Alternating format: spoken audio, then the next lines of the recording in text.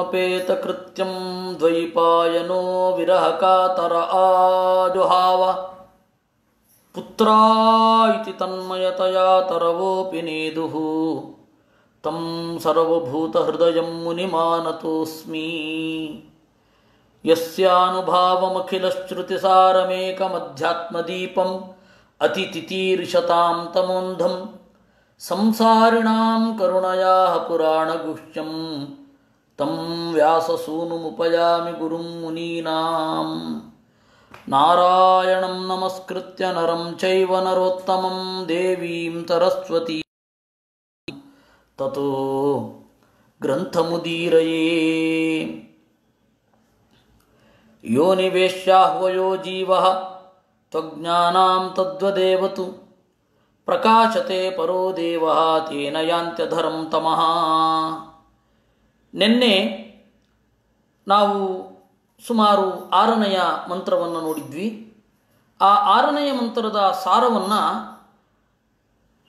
ಹೇಳೋದು ತಂತ್ರಭಾಗವತ ಅಂತ. ತಂತ್ರಭಾಗವತ ಅನ್ನೋದು ಒಂದು ಭಾಗವತದ ವ್ಯಾಖ್ಯಾನ. ಆ ತಂತ್ರಭಾಗವತವನ್ನು ನೋಡಿ ಮತ್ತೆ ಮೂಲಕ್ಕೆ ಹೋಗಿ, ಅಂದರೆ ವೇದವ್ಯಾಸರು ಹೇಳಿದ ಶ್ಲೋಕಕ್ಕೆ ಹೋಗಿ ಅನ್ವಯ ಮಾಡಿಕೊಂಡು ಮತ್ತೆ ಮುಂದಿನ ಶ್ಲೋಕಕ್ಕೆ ಹೋಗೋದು. ಆ ತಂತ್ರಭಾಗವತದಲ್ಲಿ ಹೀಗಿದೆ: ಯೋನಿ ವೇಶ್ಯ, ವೇಷ ಅಂದರೆ ಮನೆ, ವೇಶ್ಯ ಅಂದರೆ ಮನೆಯೊಳಗಡೆ ಇರುವವ. ಯೋನಿ ವೇಶ್ಯ, ಯೋನಿ ಎಂಬ ಮನೆಯೊಳಗಡೆ ಇರುವವ ಜೀವ. ತದ್ವದೇವತು ಪ್ರಕಾಶತೆ ಪರೋ ದೇವಃ, ದೇವರನ್ನು ನೋಡಿದಾಗ ಜೀವನ ಥರನೇ ಕಾಣ್ತಾನೆ. ದೇವರಿಗೂ ಜೀವರಿಗೂ ವ್ಯತ್ಯಾಸ ಗೊತ್ತಾಗಲ್ಲ. ಒಂದು ರೀತಿ ನೋಡಿದ್ರೆ ಜೀವ ಹೃದಯದೊಳಗಡೆ ಎಲ್ಲಿದೆ ಅಂತ ಸ್ಕ್ಯಾನ್ ಮಾಡಿ ನೋಡಿದ್ರೆ ಗೊತ್ತಾಗೋದಿಲ್ಲ. ಅರ್ವಾಚೀನ ವೈದ್ಯೋಪಕರಣಗಳಿಂದ ಜೀವ ಎಲ್ಲಿದ್ದಾನೆ ಗೊತ್ತಾಗೋಲ್ಲ. ಗೊತ್ತಾಗತ್ತಾ? ಜೀವ ಅನ್ನೋದು ಒಂದು ಅಸ್ತಿತ್ವವೇ ಇಲ್ಲ. ಮನುಷ್ಯ ದೇಹ ಅನ್ನೋದು CDRM ಮೊಬೈಲ್ ಸೆಟ್ ತರಹ ಅಂತ ಬಹಳ ಜನ ಅಂದುಕೊಂಡಿದ್ದಾರೆ ವಿಜ್ಞಾನಿಗಳು. ನಾನು ಹೇಳ್ತಾ ಇರೋದು CDRM ಸೆಟ್ಟಿನಲ್ಲಿ ಅದು ಸಿಮ್ ಬೇರೆ ಇರೋದಿಲ್ಲ. ಈ ದೇಹ ಅಂತನ್ನೋದು ಮೊಬೈಲ್ ಹ್ಯಾಂಡ್ಸೆಟ್, ಇದರ ಒಳಗಡೆ ಇರತಕ್ಕಂತಹ ಜೀವ ಸಿಮ್ ತರಹ. ಆದರೆ ಈ ಜೀವನನ್ನು ಬೇರೆ ಅಂತ ಅಂದುಕೊಂಡಿಲ್ಲ. ಜೀವನನ್ನೇ ಬೇರೆ ಅಂತ ಅಂದುಕೊಳ್ಳದವರು ಜೀವನ ಒಟ್ಟಿಗೆ ಯಾವಾಗಲೂ ಕೆಲಸ ಮಾಡುವ, ಇರುವ, ಅವನನ್ನು ಪ್ರೀತಿಸುವ, ಅವನಿಗಾಗಿ ಉಪಕಾರ ಮಾಡುವ, ಇಷ್ಟೆಲ್ಲ ಅವನಿಗೆ ಉಪಕಾರ ಮಾಡಿದರೂ ತೋರದಂತೆ ಇರುವ ದೇವರನ್ನು ಗುರುತಿಸ್ತಾನೇನು ಜೀವ? ಜೀವನನ್ನೇ ಗುರುತಿಸಲ್ಲರಿ, ಇನ್ನು ಜೀವನ ಜೊತೆಗಿರೋ ದೇವರನ್ನು ಗುರುತಿಸ್ತಾನ? ಒಂದು ವೇಳೆ ದೇವರು ಅಂತ ಇದ್ದರೂ ಅವನು ಜೀವನ ತರಹ ಅಂತಲೇ ಅಂದುಕೊಳ್ಳೋದು.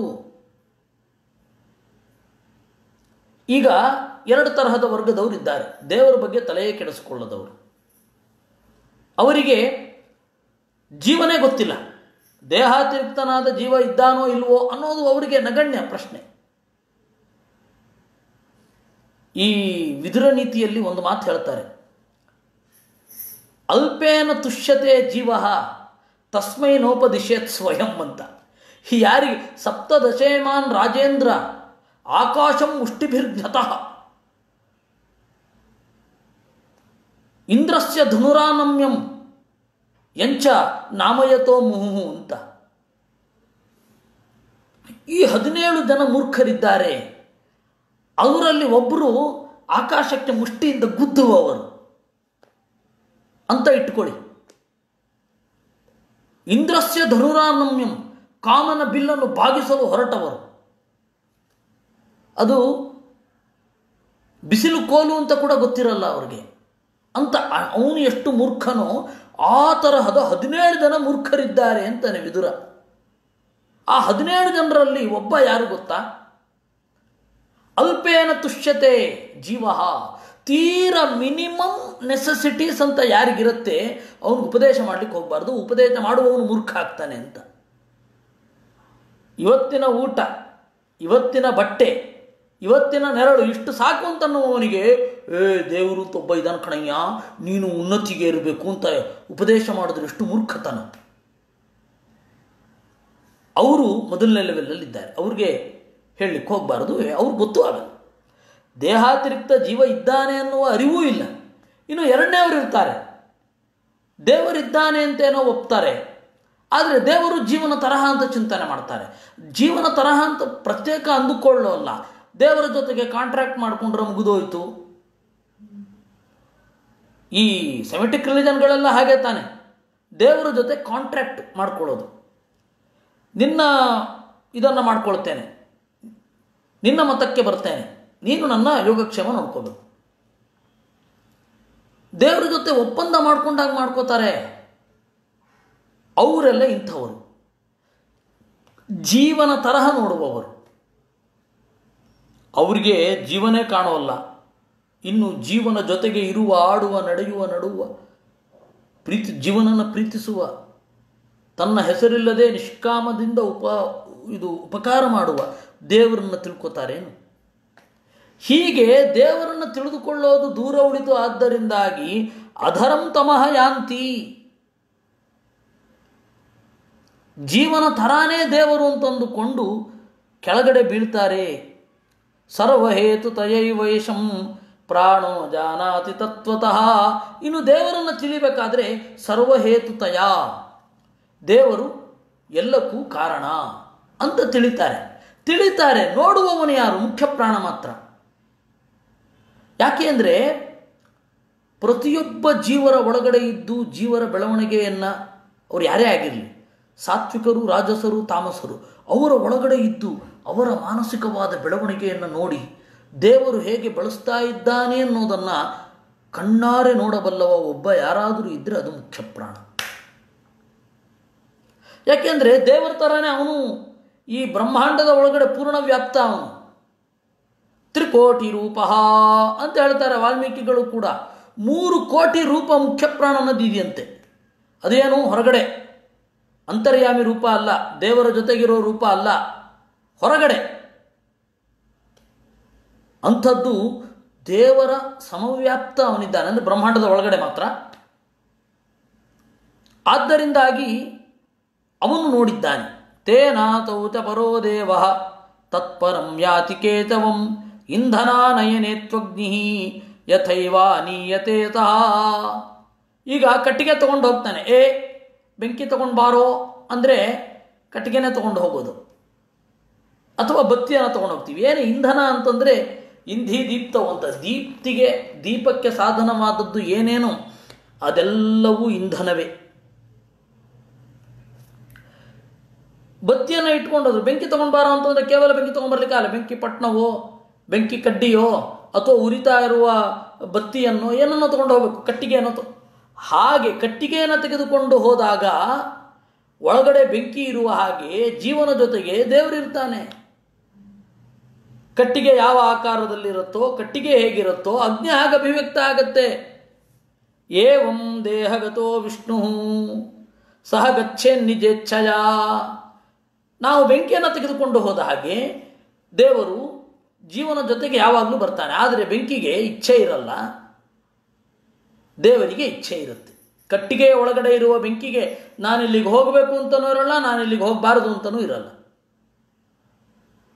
ಹಾಗೆ ದೇವರಿಗೆ ಇಚ್ಛೆ ಇರುತ್ತೆ ಅಷ್ಟೇ. ದೇ ನಿಜ ಇಚ್ಛಯ, ಇಷ್ಟೇ ವ್ಯತ್ಯಾಸ. ಕಟ್ಟಿಗೆಯೊಳಗಣ ಬೆಂಕಿಗೂ ಜೀವನ ಜೊತೆಗೆ ಇದ್ದು ದೇಹದ ಒಳಗಡೆ ಇರುವ ದೇವರಿಗೂ ಇಷ್ಟೇ ವ್ಯತ್ಯಾಸ. ಅಶಾಶ್ವತೇಷು ದೇಹೇಶು ಶಾಶ್ವತಂ ಬಹುಧಾ ಸ್ಥಿತಂ ನಿಚಾಯ್ಯ ಮನಸಾ ಸಂತೋ ಜಾನಂತಿ ನಿಕಟೇಚ್ಛವಃ. ಅಶಾಶ್ವತವಾದ ದೇಹದಲ್ಲಿ ಇದ್ದು ಶಾಶ್ವತನಾಗಿರುವ, ಅಂದರೆ ನಾಶವಾಗುವ ಪದಾರ್ಥದ ಒಳಗಡೆ ನಾಶವಾಗದ ಒಂದು ವಸ್ತು ಅಂತ ಇದ್ದರೆ ಅದು ದೇವರು.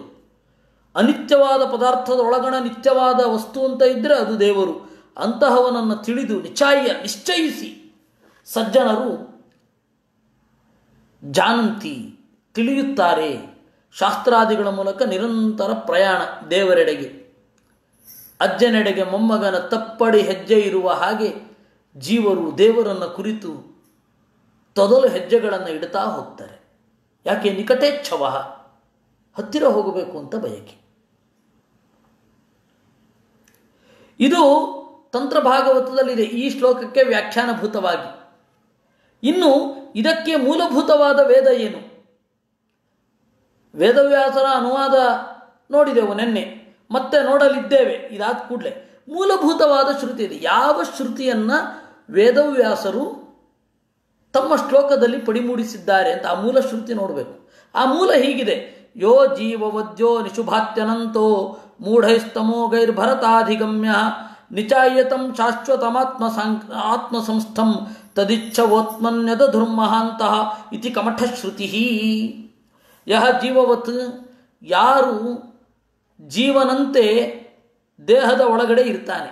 ಯೋನಿಷು ಭಾಂತಿ, ಯೋನಿಷು ಭಾತಿ. ಯೋನಿ ಅಂತಂದರೆ ದೇಹವೂ ಆಗಿರಬಹುದು, ಬೇರೆ ಬೇರೆ ಅಭಿವ್ಯಕ್ತ ಸ್ಥಾನವೂ ಆಗಿರಬಹುದು, ಎಲ್ಲವೂ ಯೋನಿಯೇ. ಹೆಂಡತಿಯೂ ಯೋನಿಯೇ ಗಂಡ ಅಂತ ಇದ್ದಾಗ. ಮಮ ಯೋ ನಿರ್ಮಹದ್ಬ್ರಹ್ಮ ತಸ್ಮಿನ್ ಗರ್ಭಂ ದಧಾಮ್ಯಹಂ ಅಂತ ಗೀತೆ ಇದೆ. ಮಮ ಯೋನಿಹಿ ಅಂತಂದರೆ ಅಲ್ಲಿ ನನ್ನ ಹೆಂಡತಿ ಅಂತ. ಹಾಗೆ ಮಮ ಯೋನಿರಪ್ಸ್ವಂತಃ ಸಮುದ್ರೇ ಅಂತ ವೇದ. ಅಂಬ್ರಿಣಿ ಉಪನಿಷತ್ತು, ಅಂಬ್ರಿಣಿ ಸೂಕ್ತ, ಅಂಬ್ರಿಣಿಯ ಹಾಡು. ಅಂಬ್ರಿಣಿ, ಅಂಬ ಅಂತಂದರೆ ಪ್ರಳಯ. ಅಂಬಸಿ ರಮತೆ ಇತ್ಯಂಬ್ರಹ ಅಂದರೆ ಪ್ರಳಯ ಕಾಲದಲ್ಲಿ ಆಡುವವ, ಪ್ರಳಯ ಕಾಲದಲ್ಲಿ ಆರಾಮವಾಗಿ ಇರುವವ ಅಂಬ್ರ. ಅವನ ಹೆಂಡತಿ ಅಂಬ್ರಿಣಿ, ಲಕ್ಷ್ಮೀದೇವಿ. ಆ ಅಂಬ್ರಿಣಿ ಸೂಕ್ತದಲ್ಲಿ ಮಮ ಯೋನಿರಪ್ಸು ಅಂತಃ ಸಮುದ್ರೇ, ಮಮ ಯೋನಿಹಿ ನನ್ನ ಗಂಡ ಅಪ್ಸು ನೀರಿನೊಳಗಡೆ ಇದ್ದಾನೆ ಅಂತ ಅವಳು ಹೇಳ್ತಾಳೆ. ಹೀಗಾಗಿ ಯೋನಿ ಅಂದರೆ ಗಂಡು, ಹೆಣ್ಣು ಅಥವಾ ಜೀವ ಅಥವಾ ಅಭಿವ್ಯಕ್ತಿಯ ಸ್ಥಾನ, ಎಲ್ಲವೂ ಯೋನಿ. ಹೀಗಾಗಿ ಇಲ್ಲಿ ಏನು ಶಬ್ದ ಇಟ್ಕೊಳ್ಬೇಕು? ಯೋನಿ ಅಂದರೆ ಅಭಿವ್ಯಕ್ತವಾಗುವ ಸ್ಥಾನ ಅಂತ ಅರ್ಥ. ಇಲ್ಲಿ ಯೋನಿ ಅಂದರೆ ಗಂಡ ಅಂತ ಅರ್ಥ ಅಲ್ಲ, ಹೆಂಡತಿ ಅಂತ ಅರ್ಥ ಅಲ್ಲ, ಕಾಂಟೆಕ್ಸ್ಚುವಲ್ ಮೀನಿಂಗೇ ಇರೋದಿಲ್ಲ. ಯೋನಿ ಅಂದರೆ ಸಂಗಮ, ಅಭಿವ್ಯಕ್ತಿ ಸ್ಥಾನ ಅಂದರೆ ತೋರುವ ಜಾಗ. ಈ ತೋರುವ ಜಾಗದಲ್ಲಿ ಅವನಿರ್ತಾನೆ, ತೋರ್ತಾನೆ, ಭಾತಿ ಹೊಳೆಯುತ್ತಾನೆ. ಯಾರಿಗೆ? ತಿಳುವಳಿಕೆ ಇರುವವರಿಗೆ. ಮೂಢೈಸ್ತಮೋಗೈಹಿ, ಆದರೆ ನ ಭಾತಿ, ತಮೋಗುಣ ಜಾಸ್ತಿ ಆದವರಿಗೆ. ಮೂಢರು ಅಂದರೆ ಮೋಹಕ್ಕೆ ಒಳಗಾದವರು. ಮುಹ ವೈಚಿತ್ಯ ಅಂತ ಧಾತು, ಅದರ ಮೇಲೆ ತಪ್ರತ್ಯಯ ಬಂದು ಮೂಢ ಅಂತಾಗಿರೋದು. ಮುಗ್ಧ ಅಂತಾರೆ, ಅದು ಅದೇ ಅರ್ಥವೇ. ಮುಹ ವೈಚಿತ್ಯ ಅಂತ ಧಾತು, ಅದಕ್ಕೆ ಮುಗ್ಧ ಅಂತ ಬಂದಿರೋದು. ಮುಗ್ಧ ಅಂದರೆ ಇನ್ನೋಸೆಂಟ್ ಅನ್ನೋ ಅರ್ಥದಲ್ಲಿ ನಾವಿವತ್ತು ಬಳಸ್ತೇವೆ. ಮುಗ್ಧರು ಅಂತಂದರೆ ಅಜ್ಞಾನಕ್ಕೆ ಒಳಗಾದವರು ಅಂತ ನಿಜವಾದ ಅರ್ಥ. ಆ ಹಿನ್ನೆಲೆಯಲ್ಲಿ ಮುಗ್ಧ ಅವನು ಭರತಾಧಿಗಮ್ಯ. ಭರತ ಅಂದರೆ ಮುಖ್ಯಪ್ರಾಣ, ಮುಖ್ಯಪ್ರಾಣ ಮಾತ್ರ ಅಧಿಗಮ್ಯ, ನೇರವಾಗಿ ನೋಡ್ತಾನೆ. ಅಧ್ಯಕ್ಷ ಅಂದರೆ ಏನರ್ಥ? ಕಣ್ಣಿಗೆ ನೇರವಾಗಿ ಕುಳಿತವ ಅಂತ ಅಧ್ಯಕ್ಷ ಅಂದರೆ. ಅಧ್ಯಕ್ಷ ಅಂದರೆ ಎಲ್ಲರ ಎದುರುಗಡೆ ಕುಳಿತವ. ನಾವು ಅಧ್ಯಕ್ಷರಾಗಲ್ಲ ಅವನಿಗೆ, ಯಾಕೆಂದರೆ ನಾವು ಒಬ್ಬರೇ ಕೂತಿರಲ್ಲ. ಅವನೊಬ್ಬರೇ ಕೂತಿರ್ತಾನದ್ರಿಂದಾಗ ಎಲ್ಲರೂ ಅವನು ನೋಡ್ತಾರೆ. ನಾವು ನಮ್ಮ ಹಿಂದೆ ಇರುವವ್ರನ್ನ, ನಮ್ಮ ಮುಂದೆ ಇರುವವ್ರನ್ನ ನೋಡ್ಲಿಕ್ಕಾಗಲ್ಲ, ಎತ್ತರದಲ್ಲಿರೋ ಅವನು ಮಾತ್ರ ನೋಡ್ತೇವೆ. ಹೀಗಾಗಿ ಅಧಿ ಅಂತಂದರೆ ಎದುರು, ಅಧಿಕೃತ್ಯ ಎದುರು. ಗಮ್ಯ ತಿಳುವಳಿಕೆಗೆ ಯೋಗ್ಯ, ನೇರವಾದ ತಿಳುವಳಿಕೆಗೆ ಯೋಗ್ಯ, ಅಧಿಗಮ್ಯ. ಭರತ ಅಧಿಗಮ್ಯ ಅಂದರೆ ಪ್ರಾಣನೊಬ್ಬನೇ ನೇರವಾಗಿ ನಿನ್ನನ್ನು ನೋಡುತ್ತಾನೆ ಅಂತ ಅರ್ಥ. ನಿಚಾಯತಂ ಶಾಶ್ವತಮಾತ್ಮಸಂಸ್ಥಂ, ತನ್ನ ಒಳಗಡೆ, ತನ್ನ ದೇಹದ ಒಳಗಡೆ ಇದ್ದು ಒಂದೇ ರೀತಿ ವಿಕಾರವಿಲ್ಲದೆ ಇರುವ ದೇವರನ್ನು ನೋಡಿ, ತದಿಚ್ಛವಃ ಅಂತಹ ದೇವರನ್ನು ಬಯಸಿ, ಆತ್ಮನ್ಯದಧು ತಮ್ಮಲ್ಲಿ ಇಟ್ಟುಕೊಳ್ಳುತ್ತಾರೆ. ಅಯ್ಯೋ, ಒಳ್ಳೆ ಕಥೆ ಆಯ್ತಲ್ಲ, ಅವನಿಲ್ವೇ, ನೀವು ಪ್ರತ್ಯೇಕವಾಗಿ ಇಟ್ಕೋಬೇಕೆ ಅಂದರೆ ಹೌದಪ್ಪ ಇದ್ದಾನೆ ಅಂತ ಅನುಸಂಧಾನ ಮಾಡಬೇಕಲ್ಲ. ಅದೇ ಆತ್ಮನ್ಯದಧು. ಯಾರು? ಮಹಾಂತಹ ದೊಡ್ಡವರು ಇಟ್ಟುಕೊಳ್ಳುತ್ತಾರೆ. ಇಷ್ಟು ಹಿನ್ನೆಲೆಯೊಂದಿಗೆ ಈಗ ಮೂಲ ಶ್ಲೋಕಕ್ಕೆ ಹೋಗೋಣ. ಸ್ವಕೃತ ವಿಚಿತ್ರಯೋನಿಚು ವಿಷನ್ನಿವ ಹೇತುತಯ ಭರತಮತಶ್ಚಕಾಸಿ ಅನಲವತ್ ಸ್ವಕೃತಾನುಕೃತಿ ಅಪಿ ವಿತಥಾಸು ಅಮೂಷು ಅವಿತಥೋರು ವಿದಂ ಮನಸಿ ನಿಕಟಧಿಯ ನಯಂತಿ ಅಭಿವಿಪತ್ಯತವಾ. ಸ್ವಕೃತ ವಿಚಿತ್ರ ಯೋನಿಷು, ತನ್ನ ಕರ್ಮದ ಫಲವಾಗಿರುವ ಚಿತ್ರ ವಿಚಿತ್ರ ಯೋನಿಗಳಲ್ಲಿ ಜೀವ ಪ್ರವೇಶ ಮಾಡ್ತಾನೆ. ದೇವರು ಸ್ವಕೃತ, ತಾನು ಸೃಷ್ಟಿ ಮಾಡಿದ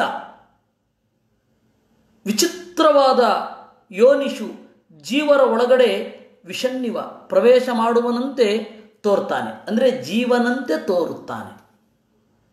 ನೀನು ಭರತಮತಃ, ಮುಖ್ಯ ಪ್ರಾಣ ನಿನ್ನನ್ನು ನೇರವಾಗಿ ತಿಳಿದಿದ್ದಾನೆ. ಅನಲವತ್, ನೀನು ಬೆಂಕಿಯ ಹಾಗೆ. ಸ್ವಕೃತ ಅನುಕೃತಿ, ನೀನೇ ಮಾಡಿದ ಪ್ರಪಂಚವನ್ನು ಅನುಸರಿಸಿ ನೀನು ಇರ್ತೀಯ. ಅಪಿ ವಿತಥಾಸು ಅಮೂಷು ಅವಿತಥೋರು ವಿಧಂ, ವಿತಥಾಸು ಅನಿತ್ಯವಾಗಿರುವ ಇವುಗಳಲ್ಲಿ ಅವಿತಥೋರು ವಿಧಂ, ಹಾಗಿರದ ನಿನ್ನನ್ನು ಮನಸ್ಸಿ ನಯಂತಿ ನಿಕಟಧಿಯ. ನಿಕಟಧಿಯ ಅಂದರೆ ದೇವರ ಹತ್ತಿರ ಹೋಗಬೇಕು ಅನ್ನುವ ಬುದ್ಧಿ ಇರುವವರು, ಅಂದರೆ ಪರಂಪರೆಯ ಇಚ್ಛೆ ಅಂತ ಅರ್ಥ. ನಿನ್ನ ಹತ್ತಿರ ಹೋಗಬೇಕು ಅಂತ ಇರುವವರು ಅಭಿವಿಪತ್ಯೈವ ನಯಂತಿ, ನಿನ್ನನ್ನು ಹಿಡಿದು ಸಾಗುತ್ತಾರೆ ನಿನ್ನ ಕಡೆಗೆ ಅಂತ ಹೇಳಿ ಇದರ ಅಭಿಪ್ರಾಯ. ಹೀಗೆ 6ನೆಯದ್ದಾಯಿತು. ಇನ್ನು 3 ಪಾದದ ವಿಚಿತ್ರ ಛಂದಸ್ಸು. ಇದನ್ನು 4 ಪಾದ ಮಾಡಿ ಕೆಲವರು ಏನೋ ಬರೆದು ಬಿಟ್ಟಿದ್ದಾರೆ. ಆದರೆ ಛಂದಶಾಸ್ತ್ರದಲ್ಲಿ ಇದು ತ್ರಿಪದಿ ಇದೆ. ಇವಾಗ ಏನಾಗಿದೆ, ಕನ್ನಡದಲ್ಲಿ ಪಂಚಪದಿ ಇಲ್ಲ, ತ್ರಿಪದಿ ಇದೆ.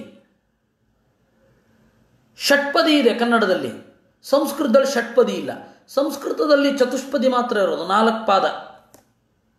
ವೈದಿಕ ಸಂಸ್ಕೃತದಲ್ಲಿ ತ್ರಿಪದಿ ಇದೆ, ದ್ವಿಪದಿ ಇದೆ, ಷಟ್ಪದ ಇಲ್ಲ. ಬಹಳ ಆಶ್ಚರ್ಯ. ಸಂಸ್ಕೃತದಲ್ಲಿ ಷಟ್ಪದ ಇಲ್ಲ, ಅಂದರೆ ಲೌಕಿಕ ಛಂದಸ್ಸಿನಲ್ಲಿ. ವೈದಿಕ ಛಂದಸ್ಸಿನಲ್ಲಿ ನಾವು ಹೇಳ್ತೇವೆ, ಆದರೆ ಸಂಸ್ಕೃತದಲ್ಲಿ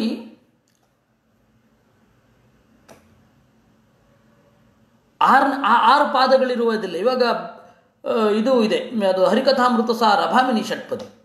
ಮಳೆಯ ನೀರೋಣಿಯಲಿ ಹರಿಯಲು ಬಳತರೂರೊಳಗಿದ್ದ ಜನರ ಜಲವು ಹೆದ್ದರೆ ಗೂಡೆ ಮಜ್ಜನಪಾನ ಗೈದಪರು ಕಲುಷವಚನಗಳಾದರಿವು ಬಾಂಬೊಳೆಯ ಪೆತ್ತನ ಪಾದ ಮಹಿಮಾ ಜಲಧಿ ಪೊಕ್ಕುದರಿಂದ ಮಾಂಡ ಪರೇ ಮಹೀಸುರರು. 6 ಪಾದ ಆಯ್ತು.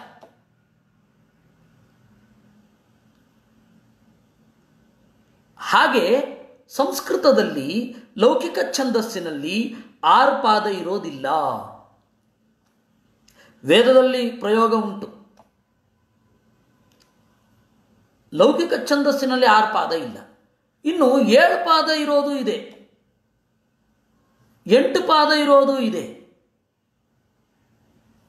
9 ಪಾದ ಇರೋದು ಇದೆ.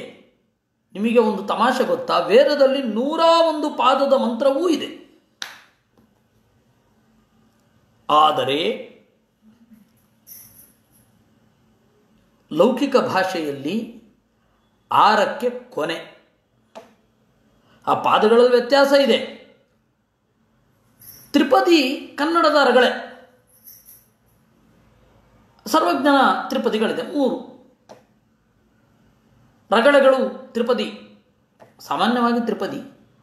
ಇಮ್ಮಡಿ ನಾಗವರ್ಮ ಏನು ಛಂದೋಂಬುಧಿ ಬರೆದಿದ್ದಾನೆ, ಅದರಲ್ಲಿ ಕೆಲವು ಲಕ್ಷಣಗಳನ್ನು ಹೇಳಿದ್ದಾನೆ. ನಾಗವರ್ಮ ಛಂದೋಂಬುದಿಯಲ್ಲಿ ಕೆಲವು ಲಕ್ಷಣಗಳನ್ನು ಹೇಳಿದ್ದಾನೆ. ಇರಲಿ, ತ್ರಿಪದಿ ಕನ್ನಡದಲ್ಲಿ ಇದೆ. ಹಾಗೆ ಸಂಸ್ಕೃತದಲ್ಲಿಯೂ ತ್ರಿಪದಿ ಇದೆ. ಯಾವುದು? ಗಾಯತ್ರಿ. 24 ಅಕ್ಷರದ ಗಾಯತ್ರಿ. ಸಾಮಾನ್ಯ ಗಾಯತ್ರಿ ಅಂತ ಹೇಳಿದ ಕೂಡಲೇ ಅದೊಂದು ನಿಬಂಧನೆ ಇದೆ. ಏನು? ಪ್ರಚೋದಯಾತ್ ಇರಬೇಕು. ಧೀಮಹೇ ವಿದ್ಮಹೇ, ವಿದ್ಮಹೇ ಧೀಮಹೇ ಪೂರ್ವಂ ಸ್ವಯಂ ಚೈವ ಮಹಾಬಲ ಪ್ರಚೋದಯಾತ್ ತೃತೀಯಾಧ ತನ್ನೋ ಗಾಯತ್ರಿ ನಾಮಿಕಾ ಅಂತ ಹೇಳಿಬಿಡ್ತಾರೆ ತಂತ್ರಶಾಸ್ತ್ರದಲ್ಲಿ. ಗಾಯತ್ರಿ ಅಂದರೆ ತ್ರಿಪದ ಅಂತಂದರೆ ಹೀಗೆ ಇರಬೇಕು ಅಂತ. ಅದಕ್ಕೆ ಗಾಯತ್ರಿ ಸಾಲು ಸಾಲು ಛಂದಸ್ಸು ಬರುತ್ತೆ. ಈಗ ವಜ್ರನಖಾಯ ವಿದ್ಮಹೇ ತೀಕ್ಷ್ಣದಂಷ್ಟ್ರಾಯ ಧೀಮಹಿ ತನ್ನೋ ನಾರಸಿಂಹ ಪ್ರಚೋದಯಾತ್ 4 ಉಂಟು, ಅಲ್ಲ 3. ಹಾಗೆ ತತ್ಸವಿತುರ್ವರೆಣ್ಯಂ ಭರ್ಗೋ ದೇವಸ್ಯ ಧೀಮಹಿ ಧಿಯೋ ಯೋ ನ ಪ್ರಚೋದಯಾತ್ 3 ಛಂದಸ್ಸು. ಅದೇ ರೀತಿ ಈ ವಿಚಿತ್ರ ಗೀತೆಯಲ್ಲಿ 3 ಛಂದಸ್ಸು, 3 ಪಾದ ಇದೆ. ಇದು ಗೀತಿ, ತ್ರಿಪದ ಗೀತಿ, ಬಹಳ ವಿಶಿಷ್ಟ. ಸಂಸ್ಕೃತದಲ್ಲಿ ನಾವು ಈ ತರಹದ ಛಂದಸ್ಸು ಇದ್ದರೂ ಪ್ರಯೋಗ ಮಾಡಿದ್ದೆಲ್ಲೂ ಕೂಡ ಕಂಡಿಲ್ಲ. ಸ್ವಯಂ ವೇದವ್ಯಾಸರೇ ಶ್ರುತಿಗೀತೆಯಲ್ಲಿ ಮಾತ್ರ ಇದನ್ನು ಹೇಳಿರೋದು. ಛಂದಸ್ಸಿನ ಬಗ್ಗೆ ಬಹಳ ಕೆಲಸ ಮಾಡಿದವರು ಸಂಸ್ಕೃತದಲ್ಲಿ ಯುಧಿಷ್ಠಿರ ಮೀಮಾಂಸಕ, ಸುವೃತ್ತ ತಿಲಕದ ಕ್ಷೇಮೇಂದ್ರ ಮೊದಲಾದವರು. ಕನ್ನಡದಲ್ಲಿ ಟಿ ವಿ ವೆಂಕಟಾಚಲ ಶಾಸ್ತ್ರಿ, ಆಮೇಲೆ ಇದು DS ಕರ್ಕಿ ಅಂತ ಹೇಳಿ ಒಬ್ಬರು, ಆಮೇಲೆ ವಿಶೇಷವಾಗಿ ಸೇಡಿಯಾಪು ಕೃಷ್ಣ ಭಟ್ರು, ಇವರೆಲ್ಲ ಬಹಳ, ಮತ್ತು ಇಮ್ಮಡಿ ನಾಗವರ್ಮ ಅವರೆಲ್ಲ ಬಹಳ ಕೆಲಸ ಮಾಡಿದ್ದಾರೆ. ಆದರೆ ಸಂಸ್ಕೃತದ ಈ ಛಂದಸ್ಸು ಹೀಗೆ ತ್ರಿಪದಿಯಲ್ಲಿದೆ ಅನ್ನೋದನ್ನು ಬಹಳ ಜನ ಗುರುತಿಸಿಲ್ಲ. ಸಂಸ್ಕೃತದಲ್ಲಿ ಯುಧಿಷ್ಠಿರ ಮೀಮಾಂಸಕ ಮೊದಲಾದವರು ಕೂಡ ತ್ರಿಪದಿಯಾದ ಛಂದಸ್ಸಿದೆ ಅಂತ ಹೇಳಿ ಶ್ರುತಿಗೀತೆಯ ಕಡೆ, ಅವನು ಕ್ಷೇಮೇಂದ್ರ ಅಂತೂ ವ್ಯಾಸದಾಸಃ ಅಂತ ಹೇಳ್ಕೊತಾನೆ. ನಾನು ವೇದವ್ಯಾಸರ ದಾಸ, ಶ್ರೀ ವ್ಯಾಸದಾಸ ಕ್ಷೇಮೇಂದ್ರ ತನುತೆ ಅಂತ ಹೇಳ್ತಾನೆ. ಆದರೆ ಅವನು ಕೂಡ ಈ ತ್ರಿಪದ ಛಂದಸ್ಸನ್ನು ಗುರುತಿಸಿಲ್ಲ. ಇರಲಿ. ಆದರೆ ಭಾಗವತದಲ್ಲಿ 4 ಪಾದ ಮಾಡಿಬಿಟ್ರು. ನಮಗೆ ಮುದ್ರಿತ ಪಾಠದಲ್ಲಿ, ಪ್ರಚಲಿತ ಪಾಠದಲ್ಲಿ 4 ಪಾದ ಇರೋದು ಕಾಣುತ್ತೆ. 4 ಪಾದ ಇಲ್ಲ. ತ್ರಿಪದಾ ಗೀತಿ ಅಂತನ್ನೋದು ಪ್ರಾಚೀನವಾದ ಭಾಗವತ ತಾತ್ಪರ್ಯವನ್ನು ನೋಡಿದಾಗ ಗೊತ್ತಾಗುತ್ತೆ. ಸರಿ, ಇಷ್ಟು ಪೀಠಿಕೆಯೊಂದಿಗೆ ಈ ಶ್ಲೋಕದ ಒಳಗಡೆ ಬರೋಣ. ಪ್ರಕ್ರಮವತ್ ಸ್ವಸತ್ಕೃತಂ ಪುರುಷೇ ಚುಧೀಚು ನ ಬಹಿರಂತರ ತಚ್ಚರಣೆ ತವ ಪೂರುಷ ವದಂತಿ ಅಖಿಲ ಶಕ್ತಿ ಧೃತಃ ಸ್ವಕೃತಂ. ಪ್ರಕ್ರಮವತ್ ಸುಸತ್ಕೃತಂ ಪುರುಷೇಷು ಧೀಷು ಬಹಿಃ ಅಂತಹ ಪುರುಷೇಷು, ಎಲ್ಲ ಜೀವರಲ್ಲಿ ನೀನು ಇದ್ದೀಯಾ. ಧೀಷು, ಅವರ ಪ್ರಜ್ಞೆಯೊಳಗಡೆ ನೀನು ನಿಂತು ಪ್ರವರ್ತಕನಾಗಿದ್ದೀಯಾ. ಪ್ರಕ್ರಮವತ್, ಅವರ ಒಳಗಡೆ ಇದ್ದು ಅವರಂತಾಗಲಿಲ್ಲ. ಪ್ರಕ್ರಮವತ್, ಉತ್ಕೃಷ್ಟನಾಗಿಯೇ ನಿಂತಿದ್ದೀಯ. ಎಂಥ ನೀಚರಲ್ಲಿ ಇರುವ ದೇವರು ಉತ್ಕೃಷ್ಟನೇ. ನೀಚರಲ್ಲಿರುವ ದೇವರು ನೀಚ, ಉಚ್ಚರಲ್ಲಿರುವ ದೇವರು ಉಚ್ಚ, ಈ ತರಹ ಏನಿಲ್ವಲ್ಲ. ಹೀಗಾಗಿ ಪ್ರಕ್ರಮವತ್ ಸ್ವಸತ್ಕೃತಂ, ದೇವರನ್ನ ಎಲ್ಲರ ಅಂತರ್ಯಾಮಿಯಾಗಿದ್ದಾನೆ ಅಂತ ಮೊದಲು ತೋರಿಸಿಕೊಟ್ಟವನೇ ದೇವರು. ಹೀಗಾಗಿ ದೇವರು ಸ್ವಸತ್ಕೃತ. ದೇವರನ್ನು ಚೆನ್ನಾಗಿ ಜನರ ಮನಸ್ಸಿನಲ್ಲಿ ಒಡಮೂಡಿಸಿದವ ದೇವರೇ. ವೇದವ್ಯಾಸ ರೂಪದಿಂದ, ನಾರಾಯಣನ ರೂಪದಿಂದ, ವ್ಯಾಮೋಹವನ್ನು ದೂರ ಮಾಡುವ ಬುದ್ಧ ರೂಪದಿಂದ, ಕಪಿಲ ರೂಪದಿಂದ, ದತ್ತ ರೂಪದಿಂದ, ಬೇರೆ ಬೇರೆ ಬೇರೆ ರೂಪಗಳಿಂದ ತನ್ನ ಬಗೆಗೆ ಒಳ್ಳೆಯದನ್ನು ಪಡಿಮೂಡಿಸಿರುವ ದೇವರು ಸ್ವಸತ್ಕೃತ. ತನ್ನಿಂದ ತಾನೇ ಸತ್ಕೃತ, ಬೇರೆಯವರಲ್ಲ.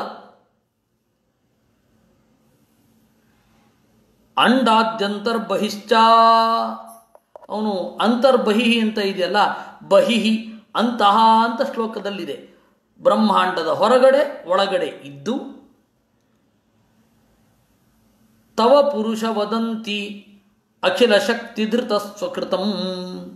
ಸ್ವಸತ್ಕೃತ ಅನ್ನೋದಕ್ಕೆ ಪಾಪಾಚಾರಮಪಿ ಸ್ವಾತ್ಮನ ಪೂಜಾತ್ವೇನ ಕಾರಯಂತಂ ತ್ವಾಂ ವದಂತಿ ತಸ್ಯ ಅಧೋಗತ್ಯರ್ಥಂ.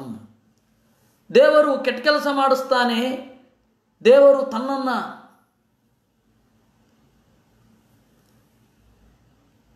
ಅಲ್ಲಿ ಸನ್ನಿಹಿತಗೊಳಿಸಿಕೊಂಡು ಕೆಟ್ಟ ಕೆಲಸ ಮಾಡ್ತಾನಲ್ಲ, ಏನು ಅಂದರೆ ದೇವರು ತನ್ನ ಸತ್ಕಾರಕ್ಕಾಗಿಯೇ ಅವರಿಂದ ಕೆಟ್ಟ ಕೆಲಸವನ್ನು ಮಾಡಿಸೋದಂತೆ.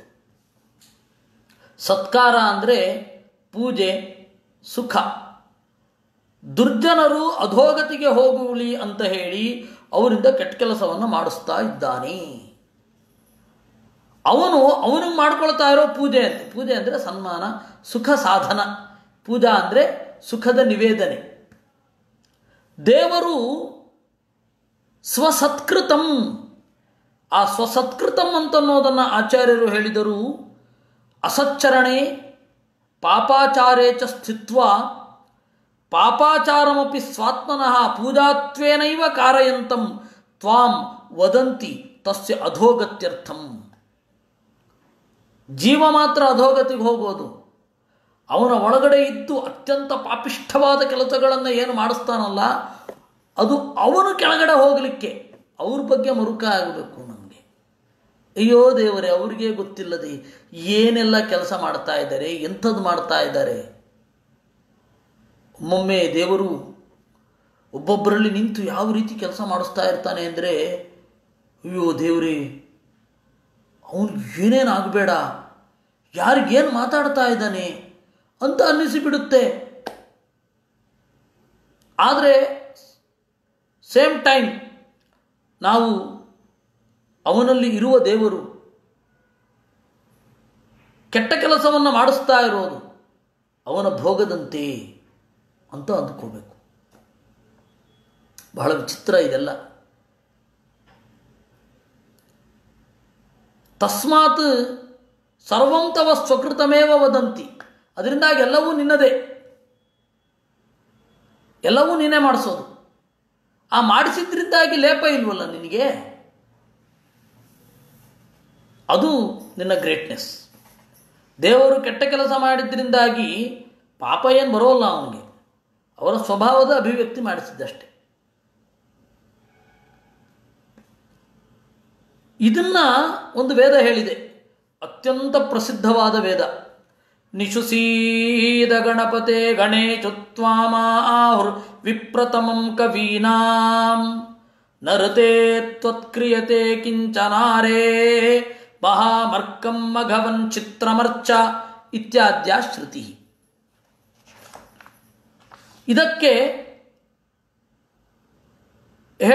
ಇದಕ್ಕೆ ಮೂಲಭೂತವಾದದ್ದು ಒಂದು ಋಗ್ವೇದದಲ್ಲಿರುವ ಮಾತು. ಗಣಪತೆ, ಇಂದ್ರಿಯಗಳ ಗಣಗಳ ಒಡೆಯನೇ, ನಿಶುಸೀದ, ನೀನು ಈ ಪ್ರತಿಮೆಯಲ್ಲಿ ಕುಳಿತುಕೋ. ಗಣೇಶು ತ್ವಾಮಾಹುರ್ವಿಪ್ರತಮಂ ಕವೀನಾಂ, ಎಲ್ಲ ಇಂದ್ರಿಯಾಭಿಮಾನಿ ದೇವತೆಗಳ ಗಣದಲ್ಲಿ ನೀನೇ ಜ್ಞಾನಿ, ನೀನೇ ಒಡೆಯ. ಕವೀನಾಂ ವಿಪ್ರತಮಂ, ಕವಿಗಳ ಕವಿ ನೀನು. ನಋತೆ, ನೀನಿಲ್ಲದೆ. ತ್ವತ್ಕ್ರಿಯತೆ, ತ್ವತ್ ಋತೆ, ತ್ವತ್ ಅಂದರೆ ನಿನ್ನಿಂದ, ಋತೆ ಹೊರತುಪಡಿಸಿ ಅಂದರೆ ನೀನಿಲ್ಲದೆ ಅಂತ ಸರಳವಾದ ಅನುವಾದ. ತ್ವತ್ ಋತೆ, ನೀನಿಲ್ಲದೆ. ನ ಕ್ರಿಯತೆ ಕಿಂಚನ, ಏನು ಮಾಡಲಿಕ್ಕಿಲ್ಲ. ಅರೇ ಓ ಎಲೈ ಮಹಾಮರ್ಕಂ ಮಘವನ್ ಚಿತ್ರಮರ್ಚ,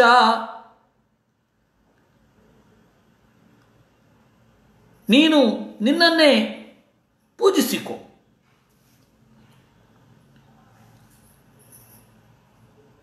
ಅದನ್ನೇ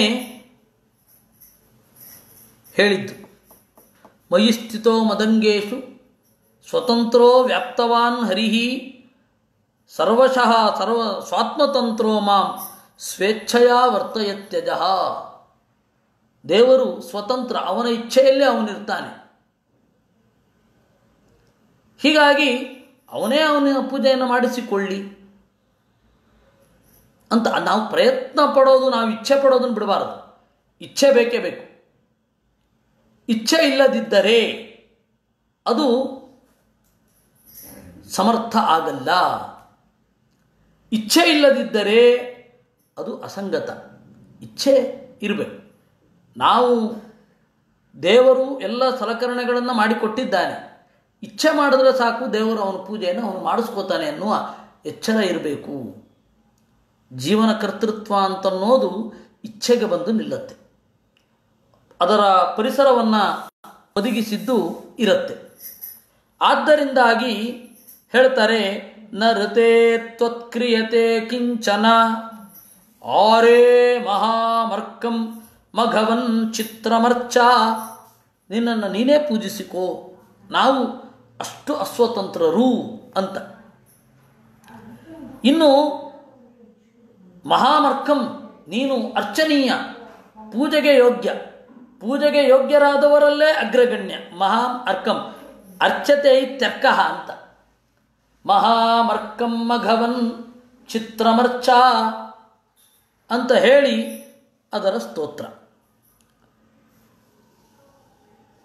ಅಂದರೆ ತಾತ್ಪರ್ಯ ಇದು.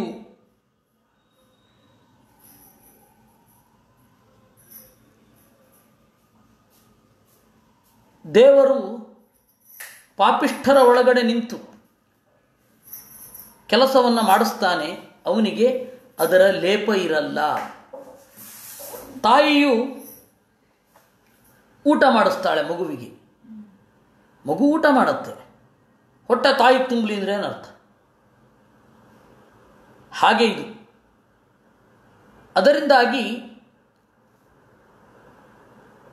ಮಘವನ್ ಚಿತ್ರಂ ಅರ್ಚ, ಅತ್ಯಂತ ಆಶ್ಚರ್ಯತಮನಾದ ನಿನ್ನನ್ನು ನೀನೇ ಪೂಜಿಸಿಕೋ ಅಂತ ನಾವು ಹೇಳೋದು. ನಮ್ಮ ಆತ್ಮ ನಿವೇದನೆ ಆ ಮಟ್ಟದಲ್ಲಿ ಇರಬೇಕು.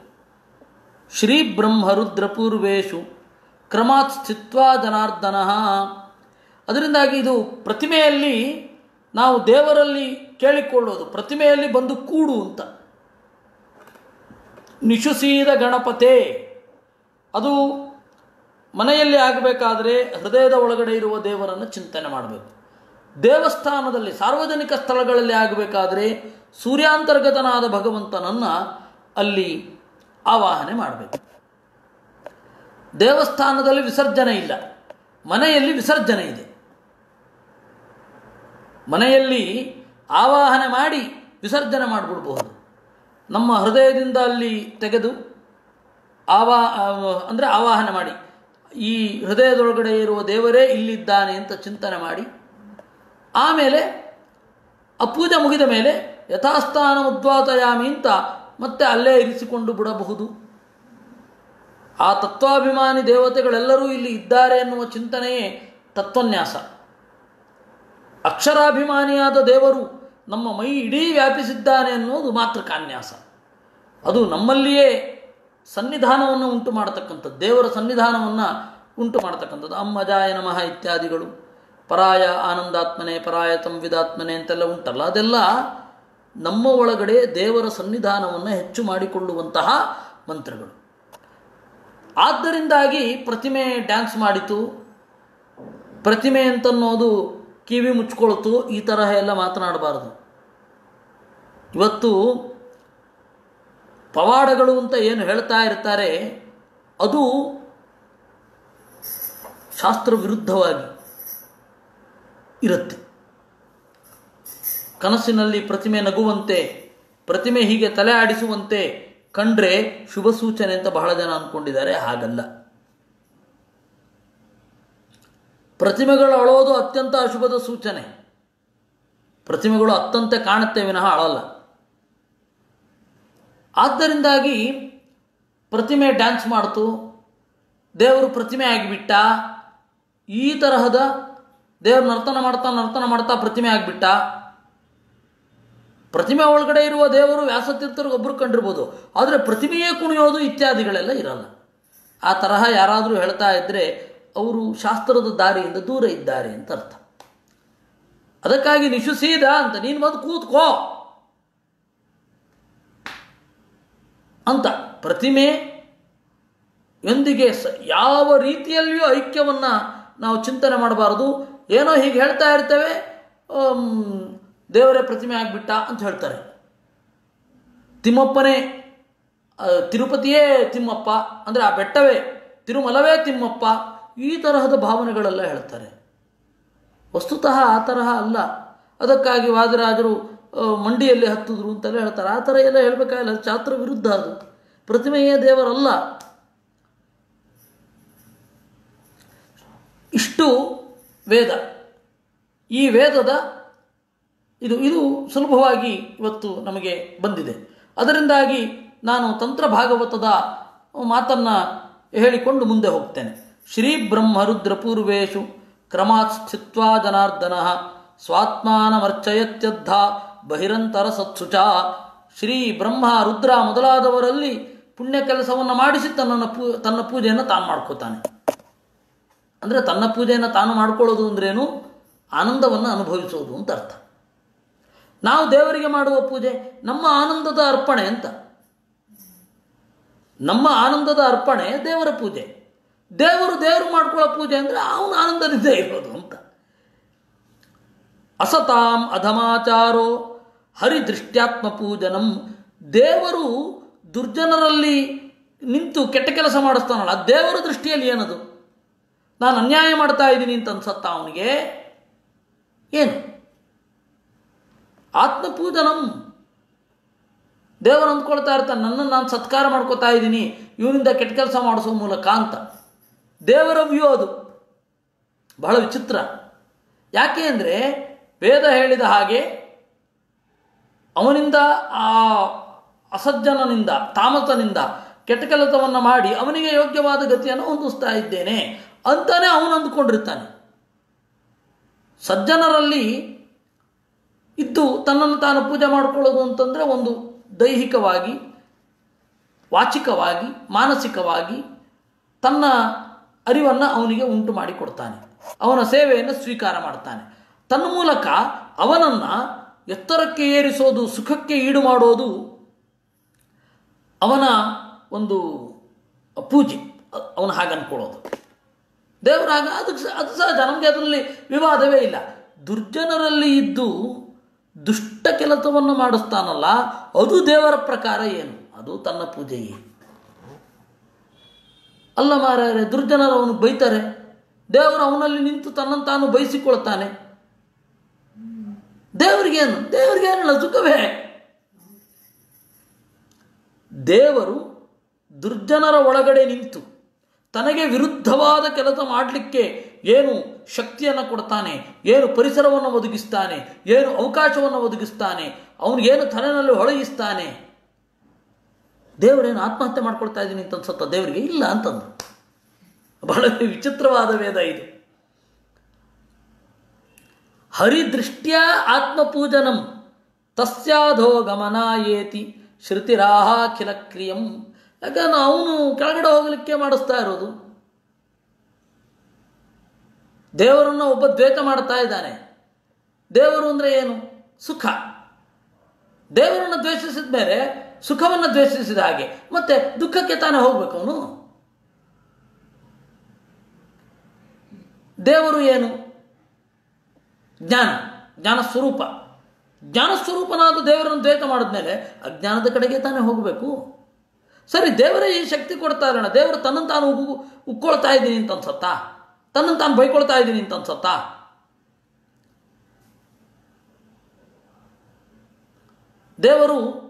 ದೇವರ ಪ್ರತಿಮೆಗೆ ಎಷ್ಟೋ ಜನ ಚಪ್ಪಲಿ ಹೊಡೆದವರಿದ್ದಾರೆ. ಇಡೀ ಮಧುರೈ ತುಂಬ ಮೆರವಣಿಗೆ ಮಾಡ್ಕೊಂಡು ಬಂದರು. ಹೌದು, ದೇವರೇ ಅವನೊಳಗಡೆ ನಿಂತು ಶಕ್ತಿಯನ್ನೆಲ್ಲ ಕೊಟ್ಟಿದ್ದಾನೆ. ದೇವರ ದೃಷ್ಟಿಯಲ್ಲಿ ಏನಿದು? ನನಗೆ ನಾನೇ ಹಿಂಗೆ ಹೊಡ್ಕೊತಾ ಇದ್ದೀನಿ ಅಂತಾನೆ? ಇಲ್ಲ. ಮತ್ತು ಆತ್ಮಪೂಜೆ ಬಂದರು. ಆ ಒಂದು ಇದೊಂದು ಲೋಕಾತೀತ. ಅವನಿಗೆ ಶಕ್ತಿ ಕೊಟ್ಟು ಅವನ ಪ್ರತಿಮೆಗೆ ಅವನು ಹೊಡೆಯಿಸಿಕೊಳ್ಳೋದು. ಆ ಪ್ರತಿಮೆಯಲ್ಲೇ ಅವನಿರಲ್ಲ ಬಿಡಿ, ಅವನಿದ್ರೂ ಅವನಿಗೆ ನೋವಿಲ್ಲ ಬಿಡಿ. ಆದರೆ ದೇವರು ಹೀಗೆ ತನ್ನನ್ನು ತಾನೇ ಹೀಗೆ ಮಾಡ್ಕೋತಾನ? ಇಲ್ಲ, ಅದು ಅವನು ಪೂಜೆ. ಬಹಳ ವಿಚಿತ್ರವಾದ ಒಂದು ಸಂಗತಿಯನ್ನು ವೇದ ನಮಗೆ ಇವತ್ತು ಕೊಟ್ಟಿದೆ, ಶ್ರುತಿ ಗೀತೆ. ಸ್ವಕೃತಮಿತಿ ಅನನ್ಯಾಪೇಕ್ಷೆಯ ಇತಿ. ಸ್ವಕೃತಂ ತಾನೇ ಮಾಡಿಕೊಳ್ಳುವ ತನಗೆ ಪೂಜೆ ಅಂತಂದರೆ ಸುಖ ಅವನಿಂದ ಅವನಿಗೆ, ಇದಕ್ಕೆ ಸಂಬಂಧ ಇಲ್ಲ ಅನ್ನುವ ಅರ್ಥದಲ್ಲಿ ಇದು ಹೇಳಿರೋದು. ಹೀಗೆ ಬಹಳ ವಿಚಿತ್ರವಾದ ವೇದದ ಭಾಗವನ್ನು ನಾವಿವತ್ತು ನೋಡಿದೆವು. ಇನ್ನು ಮತ್ತೆ ನರ್ಕುಟಕ, 2 ಅಕ್ಷರ ಕಡಿಮೆ ಇರುವ ನರ್ಕುಟಕ 4 ಪಾದವೇ ಇರೋದು. 3 ಪಾದ ಇರೋದು ಪ್ರಾಯ ಇದೊಂದೇ ಕಡೆ. ಇತಿ ವಿಮೃಜಂತಿ ಕವಯೋ ನಿಗಮಾವಪನಂ ಭಜಂತ ಉಪಾಸತೆ ಭವ ಮಧ್ಯ ವಿನಿಶ್ವಸಿತಾ ದುರವಗಮಾತ್ಮತತ್ವ ನಿಗಮಾಯತವಾಂಗ್ ಮನತಃ ಚರಿತ ಮಹಾಮೃತಾಬ್ಧಿ ಪರಿವರ್ತ ಪರಿಶ್ರಮಣಾ.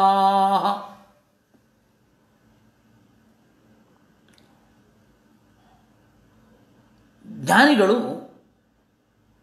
ನಿನ್ನನ್ನು ವೇದ ಮಧ್ಯದಿಂದ ಕಡೆದು ತೆಗೆಯುತ್ತಾರೆ.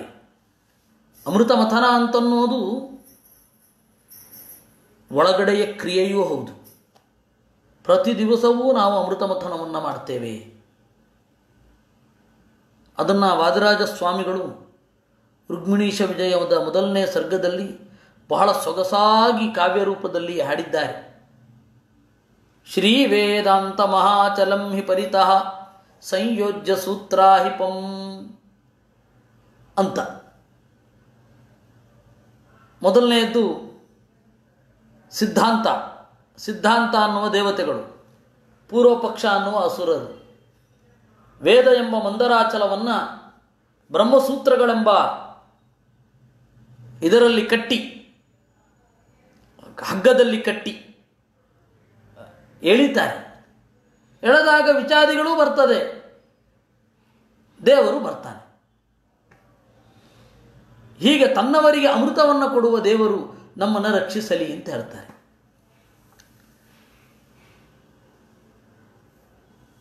ಸದ್ವಾತಾಗಮ ಪೋಷಿತಾತ್ಮ ಹೃದಯ ತತ್ಪೂರ್ವ ಪಕ್ಷಾಸುರೈ ಸಿದ್ಧಾಂತೋಕ್ತಿ ಸುರಾಶ್ಚ. ಸಿದ್ಧಾಂತ ಎಂಬ ದೇವತೆಗಳು, ಪೂರ್ವಪಕ್ಷ ಎಂಬ ಅಸುರರು ಇಬ್ಬರೂ ಕೂಡ ಸೇರಿ ಮಥನ ಮಾಡಿದಾಗ ಬರೋದು ಅಮೃತ ಅಂತ. ಅದನ್ನು ಇಲ್ಲಿ ಹೇಳಿದ್ದು. ವಿಮಥ್ಯ ವೇದಾಬ್ಧಿಮತಿಶ್ರಮೇಣ ಜ್ಞಾತ್ವಾ ಪರೇಚಂ ಮುನಯೋ ವಿಮುಕ್ತಾ ಮೃಚಂತಿ ಯಜ್ಞೈಶ್ಚ ಯಜಂತಿ ನಿತ್ಯಮುಪಾಸತೆ ವೇದ ಫಲಪ್ರದಂ ತ್ವಂ ಇತಿ ಕೌಶಿಕಶ್ರುತಿ. ಕುಶಿಕಶ್ರುತಿ ಅಂತ ಒಂದು ವೇದ, ಅದು ಈ ರೀತಿ ಹೇಳುತ್ತೆ. ವಿಮಥ್ಯ ವೇದಾಬ್ಧಿಮತಿಶ್ರಮೇಣ, ವೇದವೆಂಬ ಸಮುದ್ರವನ್ನು ಕಡಿಬೇಕು, ಬಹಳ ಕಷ್ಟ. ಅತಿಶ್ರಮೇಣ ಅಂದರು. ಯಾಕೆ ಅಂತಂದರೆ ಒಂದೊಂದು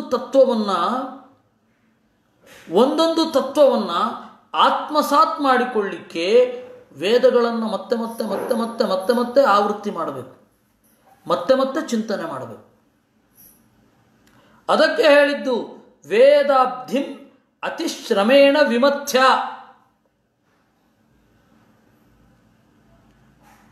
ಅದಕ್ಕೆ ಒಂದು ಅರ್ಥ ಹೊಳೆಯೋದು ಅಂತಂದರೆ ಬಹಳ ಕಷ್ಟ. ಮಧ್ವಾಚಾರ್ಯರು ಋಗ್ಭಾಷ್ಯದಲ್ಲಿ ಒಂದು ಮಾತು ಹೇಳ್ತಾರೆ. ಅರ್ವಾಕ್ತು ದ್ವಾದಶಾವೃತ್ತೇ ಅಧೀತ್ಯಾಪಿ ಋಷಿರೇವ ಸಹ ಅಂತಾರೆ. 12ಕ್ಕೆ ಕಡಿಮೆ ಇಲ್ಲದೆ ಅರ್ಥ ಸಮೇತ ಚಿಂತನೆ ಮಾಡಿದರೆ ಅವನನ್ನು ಋಷಿ ಅಂತಲೇ ನೀವು ಕನ್ಸಿಡರ್ ಮಾಡಬೇಕು. ಅಂದರೆ ಅಷ್ಟು ಕಷ್ಟ ಅಂತ. 12 ಬಾರಿ ಒಂದು ವೇದದ ಮಂತ್ರವನ್ನು ಮತ್ತೆ ಮತ್ತೆ ಅನುಸಂಧಾನ ಮಾಡೋನು ಋಷಿ ತರಹ. ಆ ಮಂತ್ರವನ್ನು ಕಂಡ ಋಷಿಗೆ ಹೋಲಿಕೆಯಲ್ಲಿ ಇರ್ತಾನೆ ಅಂತ. ಅಂದರೆ ಅಷ್ಟು ಕಷ್ಟ. ಒಂದು ಋಷಿ ಆಗೋದು ಅಷ್ಟು ಕಷ್ಟ. ಜಗತ್ತಿನಲ್ಲಿ ಏನು ಬೇಕಾದ್ರೂ ಆಗಬಹುದು, ಋಷಿ ಆಗೋದು ಕಷ್ಟ. ಅದರ ಒಳಗಡೆ ಇರುವ ಸಾರವನ್ನು, ಬನಿಯನ್ನು ಆತ್ಮಸಾತ್ ಮಾಡಿಕೊಂಡು ಕಾಣಿಕೆ ಅನ್ನೋದು ಮೂಡೋದು ಇದೆಯಲ್ಲ,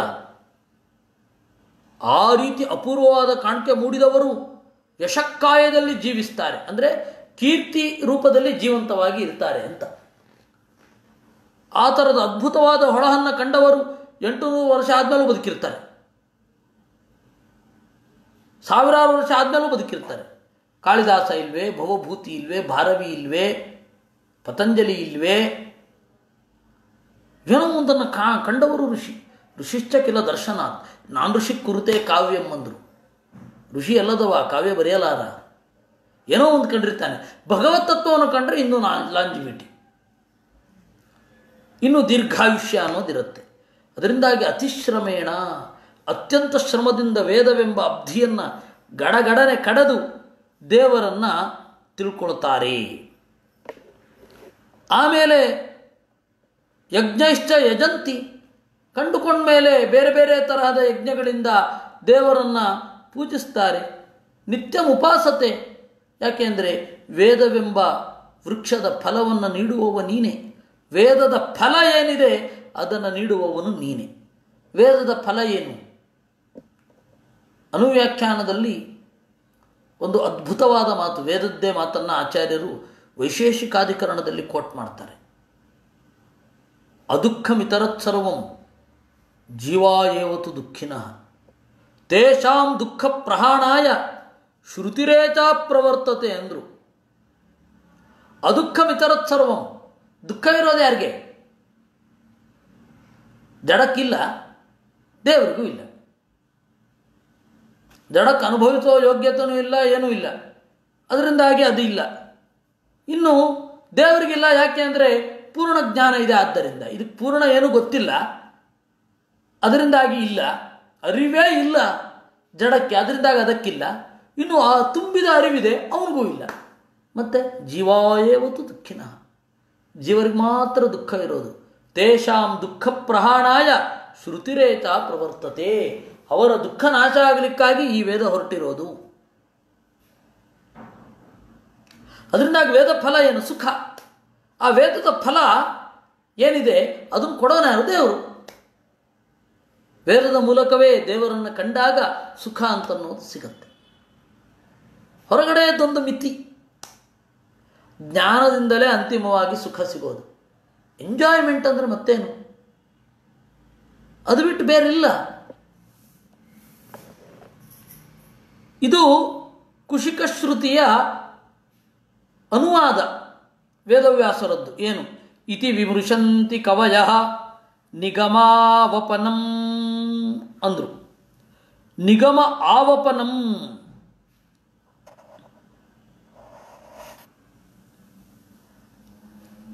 ನಿಗಮಾಯತ ವಾಂಗ್ಮನಸಃ, ವೇದದಲ್ಲಿಯೇ ತಮ್ಮ ಮಾತನ್ನು ಮನಸ್ಸನ್ನು ತೊಡಗಿಸುತ್ತಾರೆ. ವೇದದಲ್ಲಿ ಮಾತನ್ನು ಮನಸ್ಸನ್ನು ತೊಡಗಿಸುತ್ತಾರೆ. ನಿಗಮ ಆಯತ ವಾಂಗ್ ಮನಸಃ, ಆಯತ ಅಂದರೆ ವ್ಯಾಪ್ತ. ವೇದದಲ್ಲಿ ಅವರ ಮಾತು ಮತ್ತು ಮನಸ್ಸುಗಳು ಹರಿದು ಹಂಚಿ ಹೋಗಿರುತ್ತೆ. ವೇದದ ಮೂಲಕ ಮಾತು ಕಲಿತಾರೆ, ವೇದದ ಮೂಲಕ ಮನಸ್ಸಿನಿಂದ ಬೆಳೀತಾರೆ. ಇದೆಲ್ಲ ನಿಗಮಾಯತ ವಾಂಗ್ ಮನಸಃ ಅಂದರು. ನಿಗಮಾವಪನಂ ಅಂತಂದರು. ಈ ವೇದವನ್ನು ಕೊಟ್ಟವರು ಯಾರು? ದೇವರೇ. ಒನ್ಸ್ ಅಗೈನ್, ಆವಪನ ಅಂತಂದರೆ ಬಿತ್ತಿದವ. ವೇದವನ್ನು ಭೂಮಿಯ ಒಳಗಡೆ ಬಿತ್ತಿದವ ಅಂದರು. ವೇದ ಅನ್ನುವ ಮರ ನಮ್ಮಲ್ಲಿ ಹಿರಿದಾಗಿ ಕಾಣಿಸ್ತಾ ಇದೆ. ವೇದವೆಂಬ ಮರವನ್ನು ಬಿತ್ತಿದವ ದೇವರು. ಬೀಜವನ್ನು ಬಿತ್ತಿದವ, ಅದು ಮರ ಆಯಿತು. ಆ ವೇದದ ಫಲವನ್ನು ನೀಡೋದು ನೀನೇ. ಬಿತ್ತಿದ ನೀನೇ ಫಲವನ್ನು ಪಡೆ. ಇದು ಹೇಳೋದು ಬಿತ್ತಿದಂತೆ ಬೆಳೆ ಅಂತ. ಆದರೆ ದೇವರಿಗೆ ಬೆಳೆ ಬೇಕಿಲ್ಲ. ದೇವರು ಬಿತ್ತದ್ದು, ಬೆಳೆಯೋದು ಆ ಸುಖ, ಬೆಳೆಸೋದು ದೇವರು, ಕೊಡೋದು ನಮಗೆ ಫಲವನ್ನು. ಅದಕ್ಕೆ ಎರಡು, ನಿಗಮ ಆವಪನಂ, ಆಮೇಲೆ ನಿಗಮಾಯತ ವಾಂಗ್ಮನಸಃ. ಅಂತಹ ನಿನ್ನನ್ನು ವಿಮೃಶಂತಿ, ನಿರಂತರ ಚಿಂತನೆ ಮಾಡ್ತಾ ಇರ್ತಾರೆ. ಅಯ್ಯೋ ದೇವರೇ, ಸಂಸಾರದಲ್ಲಿರುವವರು ಚಿಂತನೆ ಮಾಡ್ತಾ ಇರ್ತಾರೆ. ಸಂಸಾರ ದಾಟಿ ಆದಮೇಲೆ ನಿನ್ನ ಚಿಂತನೆ ಮಾಡಲ್ವೋ ಏನೋ? ಹಾಗನ್ಬೇಡಿ. ಭವ ಮಧ್ಯ ವಿನಿಶ್ವಸಿತಾ ಅಂದರು. ಭವ ಮಧ್ಯ ಅಂತಂದರೆ ಸಂಸಾರ. ಸಂಸಾರದಿಂದ ನಿಟ್ಟಿಸಿರು ಬಿಟ್ಟವರು ಅಂದರೆ ಬಿಡುಗಡೆ ಆದಮೇಲೆ ಓ ಸಪ್ಪ ಸಂಸಾರವನ್ನು ದಾಟಿದೆವು ಅನ್ನುವವರೂ ಕೂಡ ನಿನ್ನ ಚಿಂತನೆಯನ್ನು ಬಿಡುವುದಿಲ್ಲ. ಆ ಪದ ನೋಡಿ, ಭವ ಮಧ್ಯ ವಿನಿಶ್ವಸಿತಾ, ಸಂಸಾರದ ಮಧ್ಯದಿಂದ ನಿಟ್ಟಿಸಿರಿಟ್ಟವರು ಅಂದರೆ ಬಿಡುಗಡೆ ಪಡೆದವರು. ಅವರು ದುರಗಮ ಆತ್ಮತತ್ವ ನಿಗಮಾಯತ ವಾಂಗ್ಮನತಃ. ಸರಿ, ತಿಳಿದು ಬಿಡುತ್ತಾ ದೇವರು? ಇಲ್ಲ, ಅಷ್ಟಾದರೂ ಕೂಡ ದೇವರನ್ನು ಪೂರ್ತಿ ತಿಳಿಯಲಿಕ್ಕಾಗಲ್ಲ. ದುರವಗಮ ಆತ್ಮತತ್ವೇ, ತಿಳಿಯಲು ಅಸಾಧ್ಯವಾದ ಆತ್ಮತತ್ವ ಎನಿಸಿದ ನಿನ್ನನ್ನು ತಿಳಿಯಲು ನಿಗಮ ಆಯತ ವಾಂಗ್ಮನತಃ, ವೇದದಲ್ಲಿ ವ್ಯಾಪ್ತವಾದ ಮಾತು ಮತ್ತು ಮನಸ್ಸುಗಳಿರುವವರು ತಿಳಿತಾರೆ. ಚರಿತ ಮಹಾಮೃತಾಬ್ಧಿ ಪರಿವರ್ತ ಪರಿಶ್ರಮಣ. ವೇದ ಅನ್ನೋದು ಅಮೃತಾಬ್ಧಿ, ಅಮೃತದ ಕಡಲು. ಅದನ್ನು ಪರಿವರ್ತ ಅಂದರೆ ವಿಮರ್ಶೆ, ನಿರಂತರವಾಗಿ ಚಿಂತನೆ ಮಾಡ್ತಾ ಇರ್ತಾರೆ ಇಡೀ ಜೀವನ. ಅದಕ್ಕಾಗಿ ಅದು 8 ವರ್ಷದ ತನಕ ಮಗು ಈ ಹೆತ್ತ ತಾಯಿಯ ಜೊತೆಗೆ ಅಂಟಿಕೊಂಡಿರುತ್ತೆ. 8 ವರ್ಷ ಆಗುವಷ್ಟೊತ್ತಿಗೆ ಅಪ್ಪನ ಪರಿಚಯ ಆಗಿರುತ್ತೆ ಮಗುವಿಗೆ. ಆಮೇಲೆ ವೇದ ಮಾತೆ ಬರಬೇಕು. ವೇದ ಮಾತೆ ಜಗದೊಡೆಯನ ಪರಿಚಯ ಮಾಡಿಸ್ಬೇಕು. ಜಗನ್ಮಾತೆಯಾದ ವೇದ ಮಾತೆ ಜಗದ ತಂದೆಯ ಪರಿಚಯ ಮಾಡಿಸ್ಬೇಕು. ಅದಕ್ಕಾಗಿ ಈ ಗರ್ಭದಿಂದ ಬಂದು 8 ವರ್ಷ ಆಗೋ ತನಕ ಕಾದು ವೇದ ಮಾತೆಯ ಗರ್ಭದೊಳಗಡೆ ಹಾಕೋದನ್ನು ಮುಂಜಿ ಅಂತ ಕರೀತಾರೆ, ಉಪನಯನ. ಇವಳ ಬಸಿರಿನಿಂದ ಹೊರಗಡೆ ಬರೋದೇ ಇಲ್ಲ, ಒಳಗಡೆನೆ ವೇದ ಗರ್ಭದ ಒಳಗಡೆ ಹೋದರೆ ಮುಗೀತು. ಆಮೇಲೆ ಅಲ್ಲಿಯೂ ಕೂಡ ಈ ವೇದದ ಜೊತೆಗೇ ಇರ್ತಾನೆ. ಮುಕ್ತಿಯಲ್ಲಿಯೂ ವೇದದ ಬಿಡುಗಡೆ ಇಲ್ಲ, ವೇದದಿಂದ ಚಿಂತನೆ ಮಾಡ್ತಾ ಇರ್ತಾನೆ. ಇದು ಕುಶಿಕ ಶ್ರುತಿಯ ಸಾರಾಂಶ. ಇನ್ನು 9ನೆಯ ವೇದವ್ಯಾಸರ ಒಂದು ಅನುವಾದ, ವೇದದ ಅನುವಾದ. ನ ಪರಿಲಶಂತಿ ಕೇಚಿದಪವರ್ಗಮಪಿ ಈಶ್ವರತೆ ಚರಣ ಸರೋಜ ಹಂಸ ಕುಲ ತಂಗ ವಿಸೃಷ್ಟ ಗೃಹಾ ತ್ವದನುಪಥಂ ಕುಲಾಯಮಿದಮಾತ್ಮ ಸುಹೃತ್ ಪ್ರಿಯವಚ್ಚರಂತಿ ತಥೋನ್ಮುಖಾಸ್ತ್ವೈಹಿತೆ ಪ್ರಿಯ ಆತ್ಮನಿ ಚ ಅಂದರು. ಈಗ ದೇವರನ್ನು ಪಡೆಯಲಿಕ್ಕಾಗಿ ಎಲ್ಲವನ್ನ ಬಿಡ್ತಾರೆ. ಕೆಲವರು ಕೇಚಿತ್, ಕೆಲವರು ಈಶ್ವರ ಓ ಸ್ವಾಮಿಯೇ, ಕೇಚಿತ್ ಕೆಲವರು ತೇ ಚರಣ ತರೋಜ ಹಂಸ ಕುಲ ಸಂಗ ವಿಸೃಷ್ಟ ಗೃಹಾ,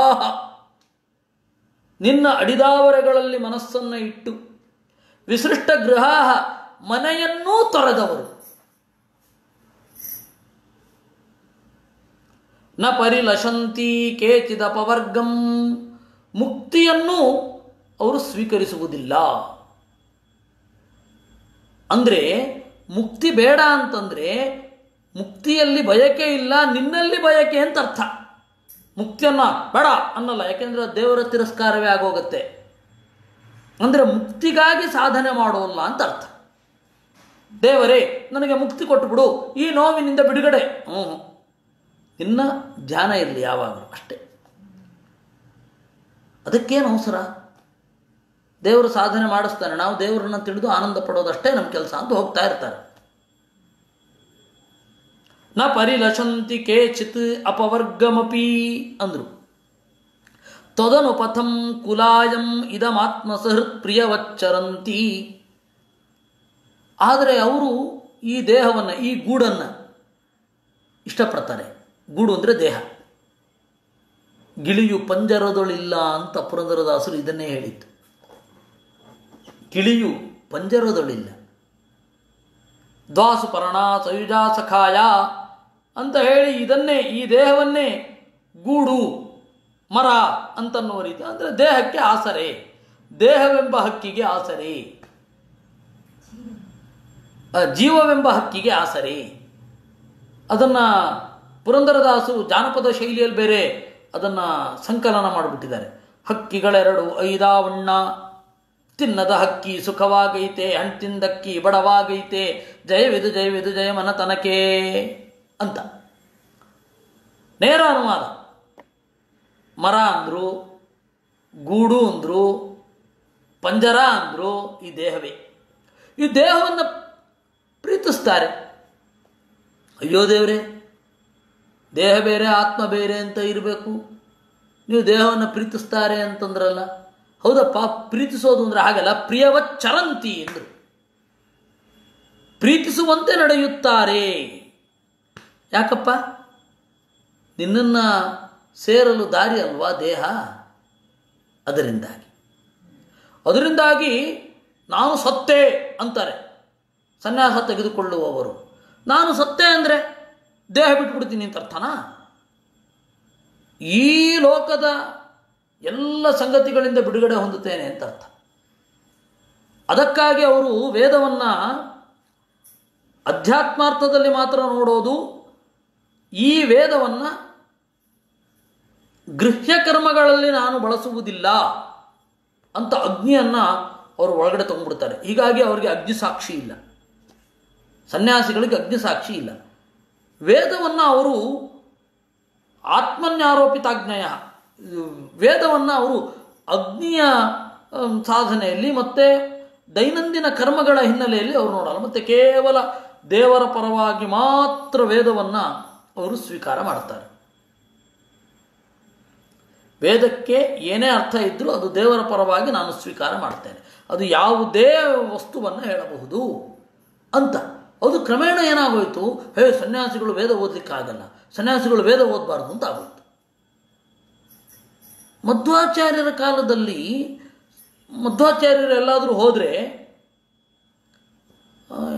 ಏನಾದರೂ ಹೇಳಿ, ಏನು ಹೇಳಲಿ, ಯಾವುದಾದ್ರೂ ನೀವೇ ಹೇಳಿ ಅಂತಂದಾಗ ಆಯಿತು ವೇದ ಹೇಳ್ತೇನೆ ಅಂತ ಹೇಳ್ತಾ ಇದ್ರಂತೆ. ಮಧ್ವವಿಜಯದಲ್ಲಿ ಬರುವ ಪ್ರತಿಯೊಂದು ಸಂಗತಿಗಳನ್ನು ನೋಡಿ. ಸದ್ದದಾದದ ಸುಶಂತನನಿಂದ ಕಾರಿಸೂಕ್ತ ಗತಮರ್ಥಮುಪೇತ್ಯ ಕುತ್ರಚಿತ್ ಸರಸಿತಾವದ ಪಾಲ ಕೀರ್ತಿತಾತಿ ತರುಣೀತ್ಯಯ ಮೂಚೆ ಐತರೇಯ ಮಥ ಕಿಂಚನ ಸೂಕ್ತಂ. ಹೀಗೆ ಎಲ್ಲ ಕಡೆ ಮಧ್ವಾಚಾರ್ಯರು ವೇದ ಮಂತ್ರವನ್ನು ಹೇಳೋದು, ಆ ವೇದ ಮಂತ್ರವನ್ನು ವ್ಯಾಖ್ಯಾನ ಮಾಡೋದು. ಮಧ್ವಾಚಾರ್ಯ ಕಾಲದಲ್ಲಿ ಹಾಗಿತ್ತು. ಆಮೇಲೆ ಸನ್ಯಾಸಿಗಳು ವೇದ ಮಂತ್ರ ಇಲ್ಲವೇ ಇಲ್ಲ. ಸ್ವಯಂ ಪದ್ಮನಾಭ ತೀರ್ಥರಿಗೆ ವೇದ ಪ್ರವಚನಾಚಾರ್ಯ ಶಿಷ್ಯೋ ಸಾವಿತಿ ಕೀರ್ತಿತಃ ಅಂದರು. ವೇದ ಪ್ರವಚನಾಚಾರ್ಯ ಶಿಷ್ಯ ಅಂತಂದರು ಮಧ್ವವಿಜಯದಲ್ಲಿ ಪದ್ಮನಾಭ ತೀರ್ಥರಿಗೆ. ಯಾಕೆಂದರೆ ವೇದವನ್ನು ಸೊಗಸಾಗಿ ಉಪನ್ಯಾಸ ಮಾಡ್ತಾ ಇದ್ರು ಅಂತ. ಆಮೇಲೆ ಸ್ವಾಮಿಗಳಿಗೆ ವೇದ ಮರ್ತೋಯ್ತು, ಇಲ್ಲವೇ ಇಲ್ಲ. ಈಗ ಎಲ್ಲಿಯಾದರೂ ಆದರೂ ಅವ್ರು ತರ್ಕಾನುವಾದ ಮಾಡೋದಷ್ಟೇ, ಅದು ಶೋಭೆ ಅಂತ ಅಂದ್ಕೊಂಡ್ಬಿಟ್ಟಿದ್ದಾರೆ. ಆದರೆ ವಸ್ತುತಃ ಹಾಗಲ್ಲ.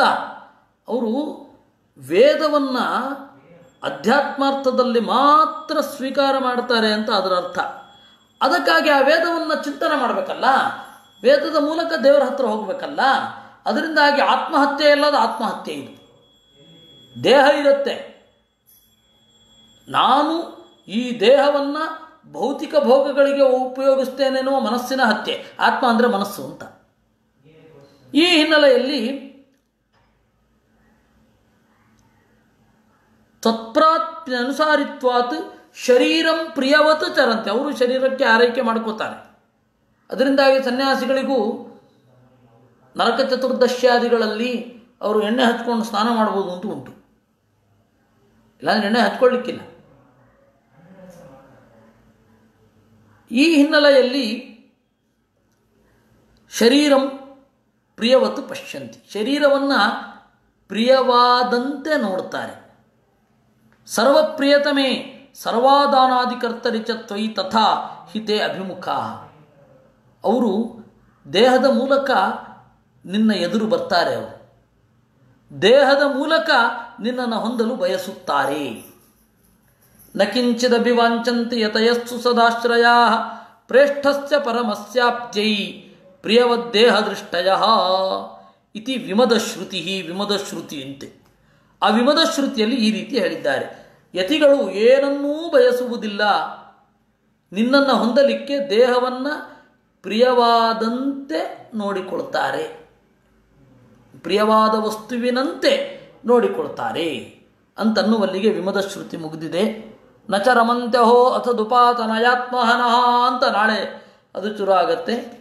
ಇವತ್ತಿನ ಮಂತ್ರಗಳು ಸ್ವಲ್ಪ ನಮಗೆ ಎಟುಕುವಂತೆ ಇದ್ದದ್ದರಿಂದ ನಾಳೆ ನಾನು ಇದನ್ನು ವಿಸ್ತರಿಸೋದಿಲ್ಲ, ಸಂಗ್ರಹವೂ ಮಾಡೋಲ್ಲ. ನೇರವಾಗಿ ಶುರು ವೇದ ಮಂತ್ರದ್ದು. ಹೀಗೆ ಶ್ರುತಿಗೀತೆಯನ್ನು ನಾವೆಲ್ಲ ಅನುಸಂಧಾನ ಮಾಡಿದ್ದೇವೆ. ನಮ್ಮ ಹಿಂದೆ ಅನುಸಂಹಿತನಾದ ದೇವರು ನಮಗೆ ಒಳ್ಳೆಯದನ್ನು ಮಾಡಲಿ. ಕೃಷ್ಣಾರ್ಪಣಮಸ್ತು.